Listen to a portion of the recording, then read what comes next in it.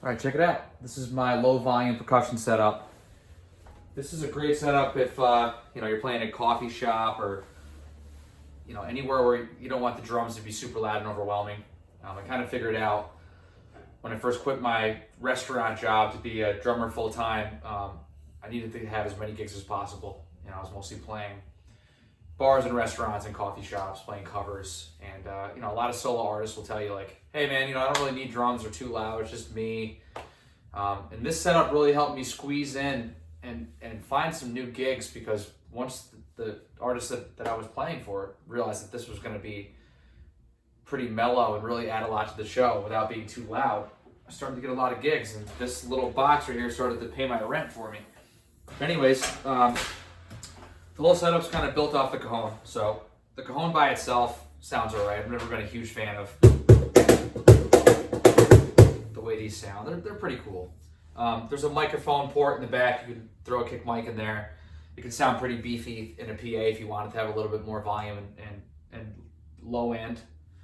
I also have these LP Timbales, not Timbales, these are LP Castanets that are attached to the side of the Cajon.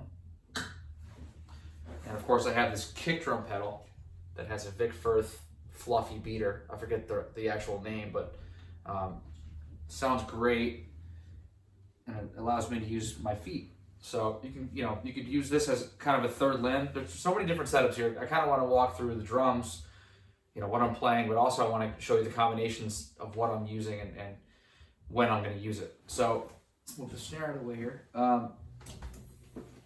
Aside from just playing the Cajon normal with two hands, you can kind of add the third limb in there.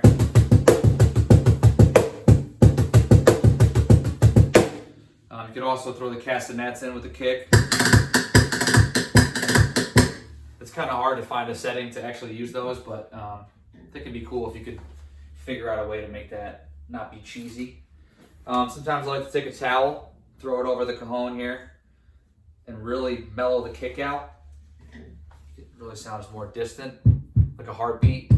Because again, you want to be changing your mallets, changing your sticks, change as much as you can to fit the vibe of the song. I'm mostly using Vic Firth Rute 606s, basically bundle sticks, hot rods, whatever you want to call them. So moving on to the snare, I just have an old shirt from TJ Maxx. This happens to be an Ice Cube t-shirt.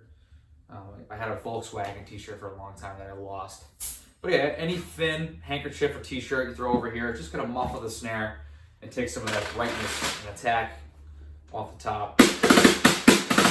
Sounds really good. You can even lay into it and it's not out of control at any point. Just blends perfectly with the Cajon. And I'm gonna take this off too. Cymbals are Zildjian low volume cymbals. I think they call them LV80s. These are in my practice kit most of the time, but they just work perfect with this.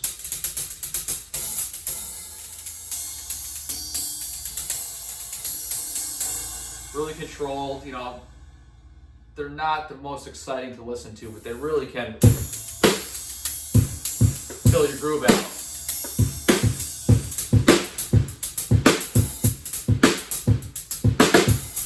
I especially like the hi-hats. They really cut without being too loud. As for the fun stuff, I have these LP mini Timbales, a couple moon gels on there. I love these because you could either have them as a timbale or as a micro snare. You can kind of flip these snares on to get a little more snap. They sound especially good with sticks. And for some like hip hop grooves and stuff,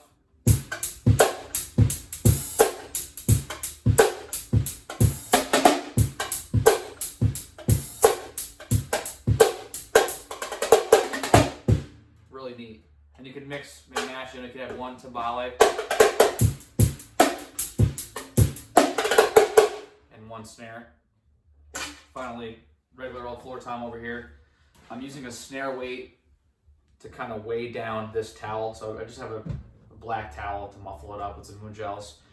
But instead of taping it all up, these Snare Weights are magnetic.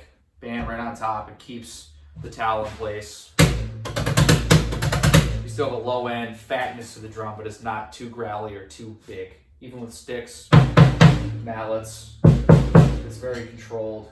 Brushes, it still sounds good.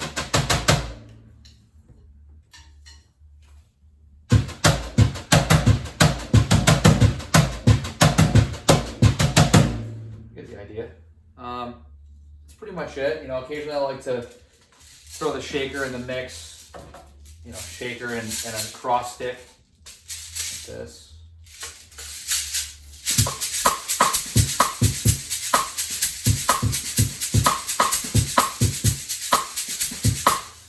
Or I like to throw, again, this is an LP shaker. It's detachable, which I love for this reason. I could throw it in my right hand and kind of use it on my hi-hat while I'm grooving here.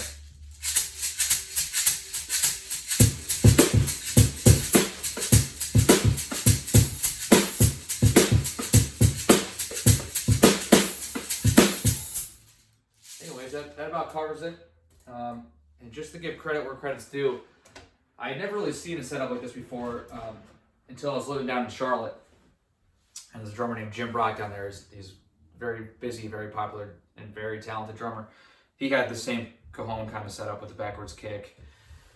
And he had a lot more ethnic percussion stuff. I think he had like a Brazilian sordo, and he had all kinds of frame drums and stuff. But this is just a great foundation. You could put whatever drums and cymbals you want, as long as you have this, you know, this foot pedal here. It's so quiet. You know, if your bass drum is super loud, you have to set the rest of the instruments at a really high level. But this brings the entire volume of the foundation of the drum kit down to where you could pretty much do anything you want and have your feet in the mix here. So anyways, this was my little boredom lesson.